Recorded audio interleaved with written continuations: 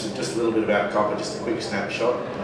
Already been talking to a few people over the last couple of days in respect of the copper market. Everyone's seen it come off a little. I think the copper market's behaving pretty much as we would have anticipated it to behave. But there's a few key things I think people sort of really need to understand about the copper market. It is the largest metals market. It's a 22 million tonne per annum market. It grows at 3 to 4%. Even if you take the downside and it grows at 2%, that means it needs 450,000 tonnes of new capacity per annum. 450,000 tonnes is equivalent to one of the largest copper mines in the world each year, even at a slow growth rate of 2%. So, we believe that the copper market is really a sector. It's a fundamental product. It's involved in a lot of industrial uses, but also I think what a lot of people don't appreciate is that the new technologies of hybrid cars, electric cars, solar power, wind power are actually using multiples in terms of the copper that goes into each of those new technologies compared to the older technology that they're replacing. So here's a couple of examples of cars. The new Tesla versus a car in the 70s, about 4 times as much copper in a new Tesla. And if you look at a coal-fired power station there, 1.3 tonnes per megawatt of copper versus 6.8 tonnes for a solar array, and for a wind turbine system it's about 5 tonnes per megawatt. So heavy industrial uses in the urbanisation and new technologies. The graph on the right I think is a very, it's on the left. It's an important one. If you look at, this is the predicted market and price, and as I started off, copper is pretty much behaving exactly as we anticipated to behave. The market this year was projected to be in surplus by about 500,000 tonnes per year. I can tell you that surplus hasn't eventuated. The market's probably more likely in balance, but the demand side's been a bit weaker than anticipated. So the copper price, we would have predicted it to be somewhere around the $2.20 to $2.30 mark now. It's a little weaker than that, around $2.10, but behaving pretty much as we would have expected it to behave, given the short-term outlook for the commodity. You can see there, if you just had a close look, 2017 through 2020, the market goes into very, very significant deficit. So right now, there's no investment going in new capacity, but the market continues to grow, that large market, and we're forecast to be in a very considerable deficit about the time that Asiamet's core project comes on stream. So that's why, just remember that when we're actually talking about the projects that we're going to now. So that's why copper. I think everybody should have some exposure to copper over the next few years. It's a great commodity to be in. Just in terms of Asiamet, Asiamet's a reinvigorated company. It's the old Kalimantan gold put together with some new assets. We've effectively got a pipeline of growth opportunities in copper. We've got a near-term development on the KSK property in Kalimantan. Around a 2 to 2.5 year lead time for that project, around 20,000 tonnes per annum of copper. We're targeting to get into production quickly. I'll come on the project shortly. We've got a large growth option, very large copper deposit at Bhutan, which provides us with longer term, medium to long term growth in copper. Capacity there, the project is capable of producing somewhere in the order of 70,000 to 80,000 tonnes per annum, but it's a large project with quite a long lead time. All the assets are located in Indonesia, very close to the key consumer markets, and a place that we as an operating team are very comfortable operating. We've been there, the core team, Steve, myself, and Sura have been there for over 20 years, and very successfully built, done a lot of exploration work, built mines and operated mines in the country. So extensive experience in the country. We've I think proven our capacity to take projects through exploration development into operations. Myself have been involved in 6 mine builds over the last 15 years. Steve been involved in some of the largest operations in the world. at Freeport, taking things through exploration studies and into development and operations. So we've sort of got that DNA in us that actually is a mine builder. We're not purely explorers that are looking to get off the horse once the initial work's done. We will take things through and operate assets, and that's what we're trying to do here. In terms of the investor appeal, I think, Asiamet, I think this year we've shown that we've knuckled down, we've gone on with the work, we've got a very clear strategy.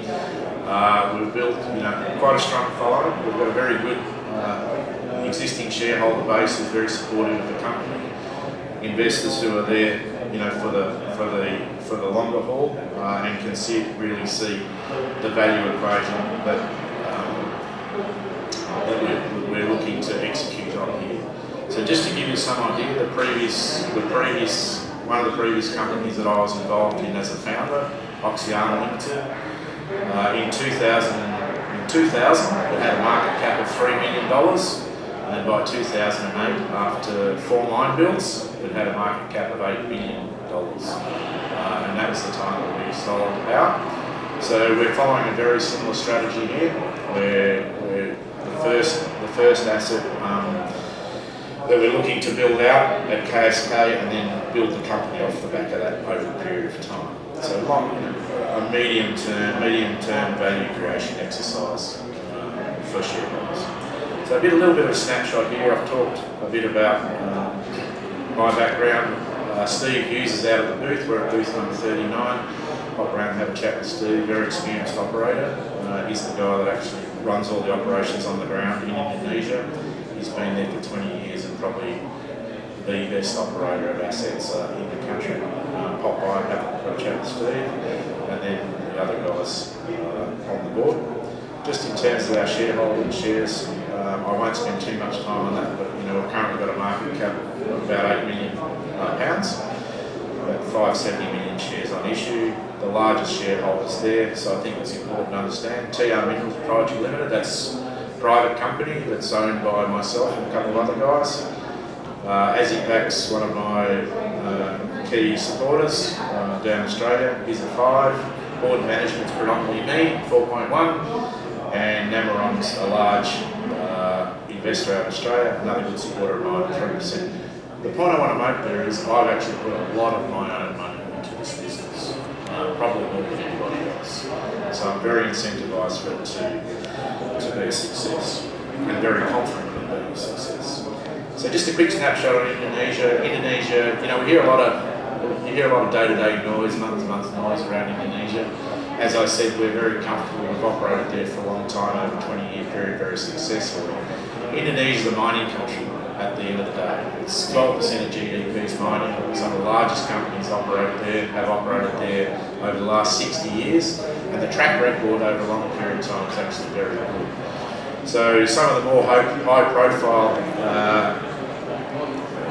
issues, or failures that I should say, in Indonesia are often perceived to be Indonesian sovereign risk issues, but if you actually get behind those and have a close look, really commercial disputes between partners in projects.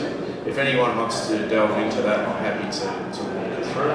But we're very comfortable operating there. It's a safe, secure place. As I said, it's a mining country and a great place to operate from our perspective. So the core projects in the portfolio, just a very quick snapshot here.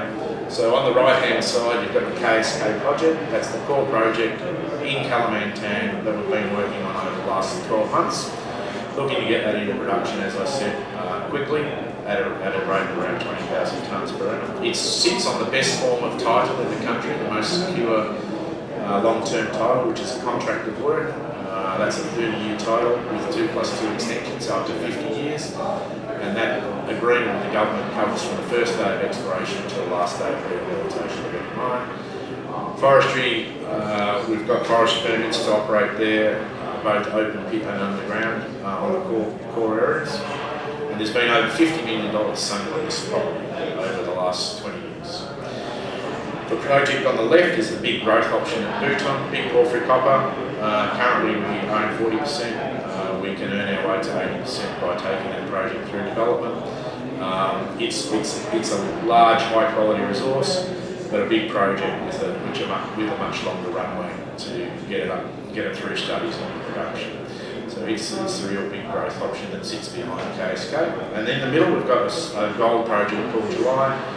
We've assessed that as being non-core to the company, and we're currently looking to divest of that and have some interest in acquiring that asset off us. So the plan there is really to either partner or divest it altogether and recycle that money back into the company over the next few months.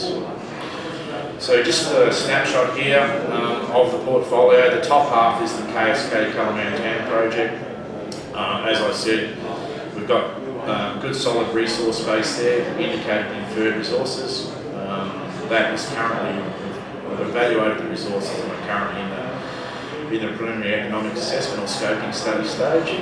There's some other projects there which you haven't heard anything about yet, the BKS, BKW, BKZ and the Broy area. The results you can see there, absolutely sensational results, and any company would wish to have those results, and as I've said to a few people, you can probably float a company off the back of those results in their own right.